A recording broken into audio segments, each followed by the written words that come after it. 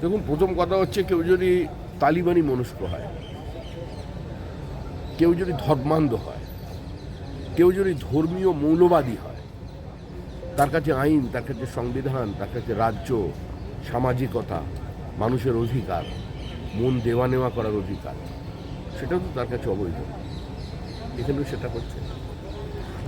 দেখুন, পশ্চিমবঙ্গে কোনো আইন শৃঙ্খলা আছে? পশ্চিমবঙ্গে আইন শৃঙ্খলা নামে কোনো জিনিস আর অবশিষ্ট নেই। যে রাজ্যের রাজ্যপাল বলেন যে রাজ্য পুলিশের ওপরে কোনো আস্থা নেই, আমার সিআইএসএফ এর প্রয়োজন আছে নিরাপত্তার কারণে, যে রাজ্যে তৃণমূল কংগ্রেসের কোনো কর্মী খুন হলে তার পরিবারের প্রাথমিক প্রতিক্রিয়া থাকে যে সিবিআই তদন্ত চাই, কারণ তাদের পুলিশ বা সিআইডির ওপরে কোনো ভরসা নেই, সেই রাজ্যের আইন শৃঙ্খলা কোথায় গিয়ে দাঁড়িয়েছে?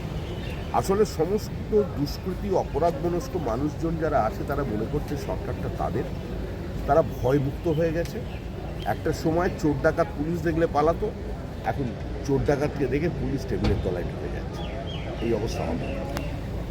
পশ্চিমবঙ্গের যে কোনো নিম্ন আদালতে চলে যান, দেখবেন ধর্ষণের ঘটনা বা সে সংক্রান্ত মামলা কম আসছে, কারণ সেটা এলাকায় বসে মিটিয়ে ফেলা হচ্ছে। পশ্চিমবঙ্গের সর্বত্র সালিসি সভা ভিন্ন নামে, ভিন্ন আকারে, ভিন্ন ব্যবস্থায় চলছে।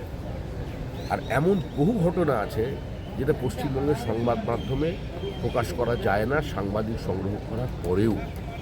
আমি ঠিক কি বলতে চাইছি আপনারা বুঝতে পারবেন।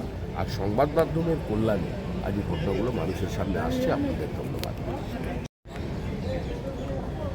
তাজিমুল বুথে লিড দিতে পারে, তাজিমুল তৃণমূলকে জেতাতে পারে, তাজিমুল ভোটের দিনে দখলদারি করতে পারে, তাজিমুল বিরোধী রাজনৈতিক দলের সমস্ত কর্মকাণ্ডকে বা সমস্ত বিরোধী কণ্ঠস্বরকে বাজেয়াপ্ত করতে পারে। তো সেই সোনার টুকরো, তার মতো ফুলকেই দিকে দিক থেকে তুলে এনে মালা গেঁথে নিয়েছেন মমতা বন্দ্যোপাধ্যায়। চোপড়া